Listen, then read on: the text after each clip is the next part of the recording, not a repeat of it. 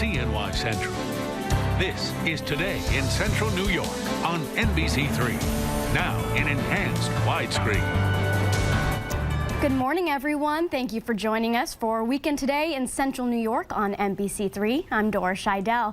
Let's start this Sunday morning with your first alert forecast. Matt Stevens is out on the weather deck. And Matt, no umbrella today, but when I got up, it was just freezing. Yeah, it was quite chilly this morning, Dora. I want to say first, right off the top, it's such a pleasure to have you here on Weekend Today in Central New York. Oh, thank you, Matt. Thank you so much. I'm excited to be here. And make sure you bundle up when you join me out here later on the weather deck, because you're going to need it.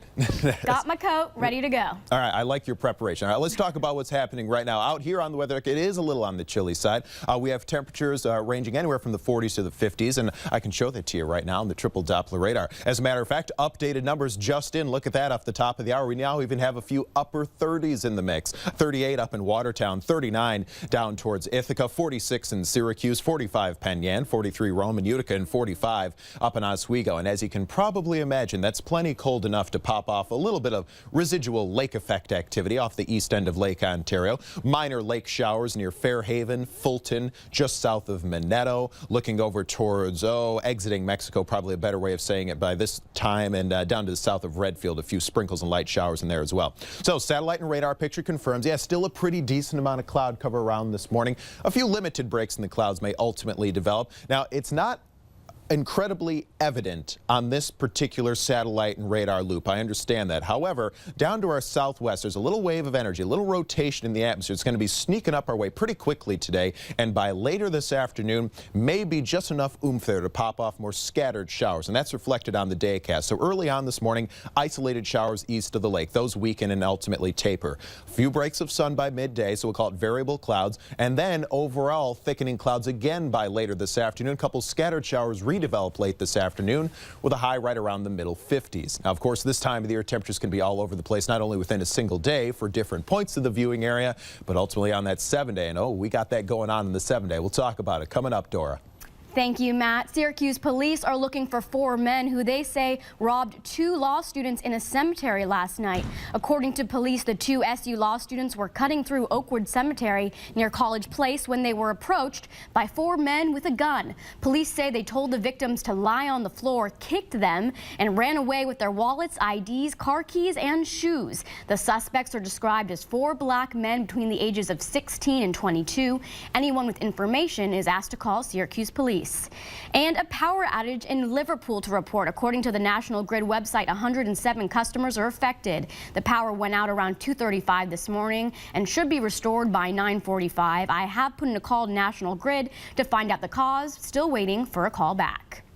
October 9th will officially be International Day of Peace in Syracuse. The Syracuse Common Council is making the declaration at its next meeting on Tuesday. This is in anticipation for the Peace Forum happening next week at Syracuse University. The event, called Common Ground for Peace, will attract international attention and is being led by the Dalai Lama.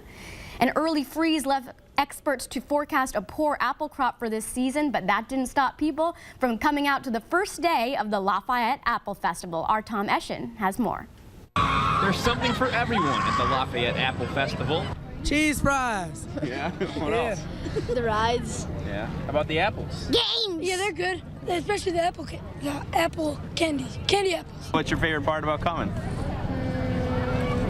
I don't know. Everything. The fall foliage is also an attraction, especially for those from out of state. There's a lot of trees and more like land and spread out, so it's prettier. We come apple picking a lot up here too. After an early freeze and a dry summer, there was some worry about this year's apple crop. But for many, more than anything else, the Apple Festival is a tradition, year after year. We've been here when it was snowy, and it didn't keep us back, did it? We were here. We're tough out here. Brianna wanted to go and enjoy the amusement park here and the Apple Festival. She always gone every year, and it's a traditional we do every year. As for the lack of apples, apple lovers weren't too concerned about the number of apples available for this weekend, but they do realize they'll feel it in their pocketbooks somewhere else. We'll set aside enough apples for this. I just wasn't looking forward to the prices in the stores. What's amazing from talking to the people out here today is that they come from all different places around the nation, actually, from right here in Lafayette to as far as Connecticut, Chicago, even someone from California is here in Lafayette today, enjoying the apples and the beautiful scenery that comes with this territory this time of year. But for now, reporting from Lafayette, I'm Tom Eschen. Thank you, Tom. It's now 7:05, and CNY Central is covering news across America this morning. One day after winning a legal battle over the right to end her life, a terminally ill woman has changed her mind. 28-year-old Grace Sunjun Lee of Long Island, New York, has inoperable brain cancer. She wanted her feeding and breathing tubes removed, but her deeply religious parents said that amounted to suicide. An appeals court ruled in Lee's favor, but on Saturday, she agreed to assign medical proxy to her father. Lee's attorney says she wanted to make peace with her parents and God. Republican presidential candidate Mitt Romney says the unemployment rate is really more than 11%. While speaking yesterday in Florida, Romney did not focus on the unemployed rate dropping below 8% this week for the first time since 2009. Instead, he attacked the way the rate is calculated. I think what was most striking about the president's comments was that when it came to jobs and the economy, he doesn't really have anything to add to what he's been doing over the last 4 years. I don't think we can afford 4 more years like the last 4 years.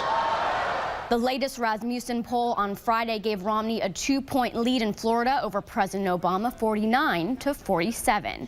A surveillance camera inside a California liquor store captures this incredible footage as a truck came crashing through the wall. The out-of-control pickup truck came through the storefront, shattering glass and liquor bottles, sending shelves crashing down. Matt, not a convenient crash. No, not convenient at all. That's alcohol abuse, Dora. You can't break that many bottles. No. I apologize. That was probably the cheesiest joke ever. It's okay. No, I appreciate the fact that you're making your anchoring debut here and you go straight for the cheese. I'm down with that, Dora, all right? Thank you, Matt. All right, let's talk about what's happening locally on the triple Doppler. We do have a little bit of lake effect like we talked about earlier. We're zoomed in on it right now for it is weakening, though. Conditions, they're not overall exceedingly favorable for big-time lake effect rain today. However, got a couple different nuances I'd like to discuss with you. We'll do that coming up after the break.